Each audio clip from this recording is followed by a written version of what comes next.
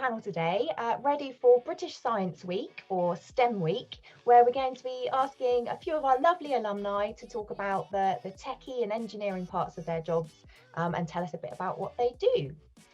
So if I could just go around our panel and just start off by asking you who you are and what do you do? I'm going to start with James. Yeah, I'm James. Up until recently, I was based in Southampton. I graduated from Solent Uni in 2012. I did an outside broadcast technology degree there, and after that, I worked for about 7 and a bit years at NEP UK, which is a outside broadcast facilities provider based in Bracknell, and I've did that for 7 or so years. I've now sidestepped away from TV a little bit, but I'm still working in a technical role, working at a theme park actually on the Isle of Wight called Black Gang Shine, looking after their animated attractions and other shows, and also helping to design new ones. So a little bit different, but that's what I'm up to now. Hey, hello, my name's Philip, and I graduated in 2015. And I was on the Sound for Film, Television and Games course there.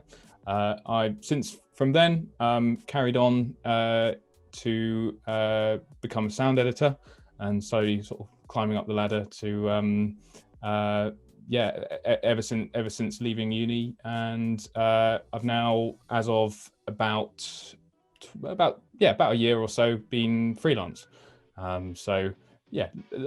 Overall, it's that's kind of where I'm at the moment, and nice to be here.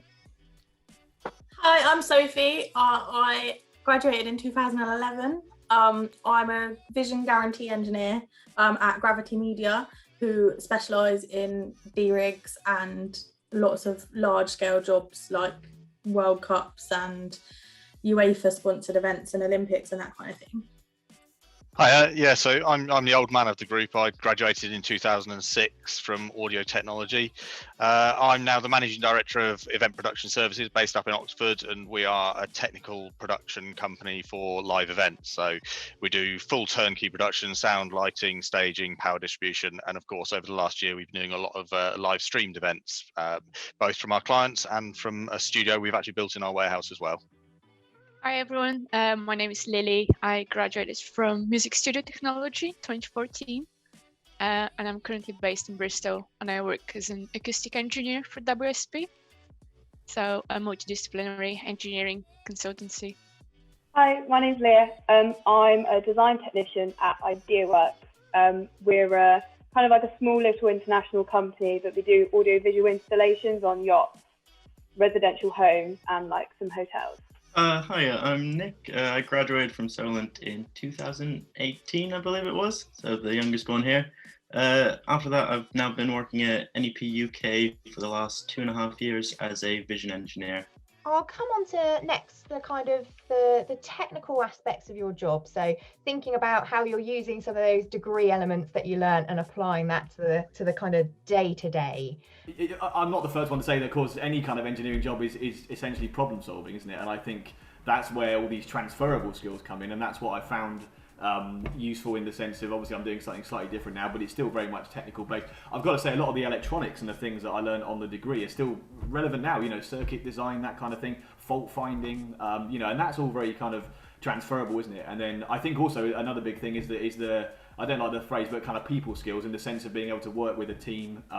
Television is something where I found certainly your entire work team changes week in, week out, doesn't it? And comparing what I'm doing now while I'm with the same team each week, and all are absolutely fantastic, but it's made me see the difference in what I was doing before and now, and actually having to see and work with so many different people. It does, if I've developed any people skills, if you like, they've been shaped entirely by that kind of work environment, and having to work with people who have just started out right up to being next to executives who've worked there for 20 years, that kind of thing. James has always had good people skills. He managed to pick me up out of the mud in Glastonbury after my welly boots got stuck and I couldn't actually move, and we were kind of, it was. Yeah, if that's one thing I've done, that's great. I did then fall over myself, I think, but apart from that. You did, it was hilarious because you went face first. It was, I did. Yeah. Anyway, so apart from that, falling over I've been good at, definitely.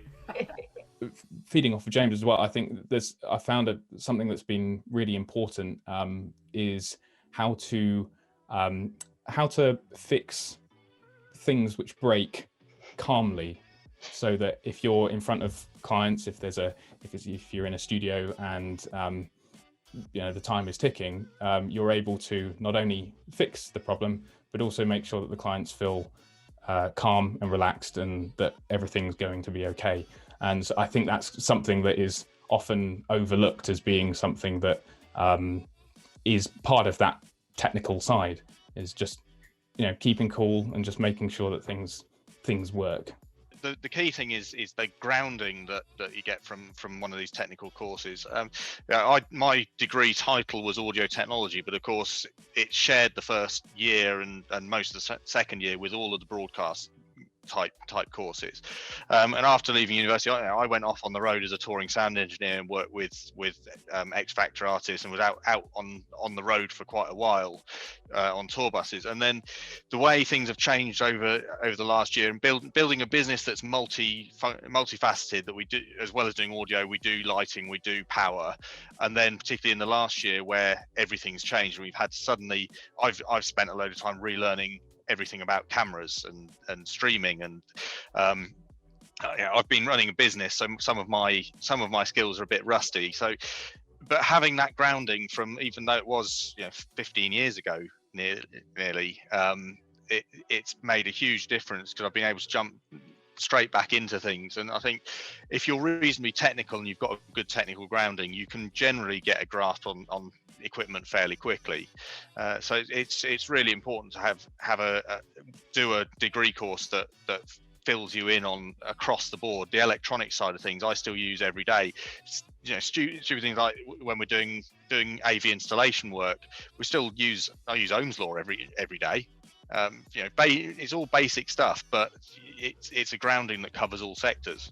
Yeah, so I actually started on live sound technology as a degree, and then I changed for my third year into audio engineering, because I sort of decided that I wanted to know a little bit more about audio networking and stuff like that. So I sat the unit in second year, which audio engineering did, and then that gave me such a good base knowledge. And ironically, that's basically what most of my job is nowadays anyway. So I was really glad I did that. So that was a really important unit for me at uni, because everything I do is audio over IP, and I do a lot of like IT stuff as well. So because the systems we deal with are so large scale, but it's the same thing just repeated in all the rooms.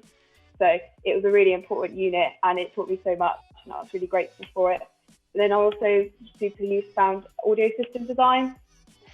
You've been covering everything so brilliantly, I don't even have to ask lots of questions, so that's great. So my final question is, what is the favourite part of your job? What's your favourite part? I think it makes me laugh in a way, because there's so many kind of, as you say, transferable things that I'm doing, and I think that all the idea of working under kind of time pressures and saying that things are going to be ready by a certain point, or even just saying you're going to do something and then doing it, I think television has taught me all those things, and also making sure that everything's working reliably and that kind of thing. But also, I must admit that I wanted to do something that added creativity kind of to the technical side as well, and I think this is what's been nice, that you are dealing with all the kind of technical kit, but also you can have an input on things like lighting and what you're going to hear, and basically you're kind of building an experience for people. And I do think you've got like a kind of, the audience is still there, but it's just people stood in something you've made rather than watching it on a screen.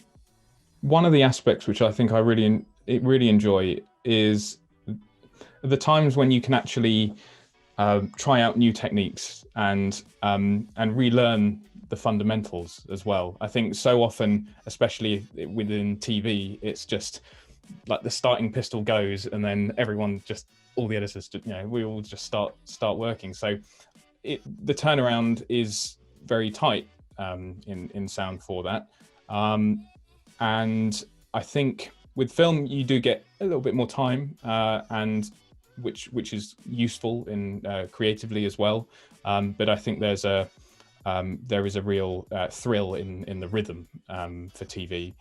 However, I think being able to separate a bit of time to try out new things and not get stuck in a rut. There's many other ways to do one thing, and sometimes I know I've done this so many times of going, let's just let's just try something different. And you suddenly find out, oh, I can save 5 minutes there, I can save 10 minutes there, I don't have to do that. Or it simplifies the process and just makes things more streamlined and efficient. So I think one of the great things about being at Solent was the access to the equipment, and just having that opportunity to just go, let's try these things out without a sort of an immediate time constraint. There's a few things I love about my job. The first one is, again, being on the forefront of new technology and constantly having access to new kit and new investment and all that kind of thing. I was part of the design and installation team for the world's first IP 4K truck, which is incredible, and I wouldn't have had that opportunity without working in sport and without having the backing of a broadcaster. Then the other thing, which didn't really click until COVID, is how cool the access we have is to places. So my one and only job I did at my old company during COVID was Glastonbury, and there was a team of 40 of us on site at Glastonbury. The pyramid stage had no covers, and I got to wake up to cows every morning. We had free roam of the farm, and it was just incredible. We built a hotel and everything there, and it doesn't twig until you have stuff like that happen and you're like, oh, our job is cool. Yeah, I mean, I think that there's a big part of that, isn't there, that Sophie's just talked about, from the event side of things as well. There's a lot of what we do is pretty cool when you're working on stages with big artists, or you're even though it sounds pretty rough waking up on a tour bus in a city that you don't necessarily even know what day it is half the time. It is quite a different experience. But I wrote down 4 words as everyone was talking then, and I think they've mostly been covered. The things that I love about my job are the fact that I'm still learning every day, and I'm learning new things, and that and they all integrate together. Like what James is doing now in theme parks.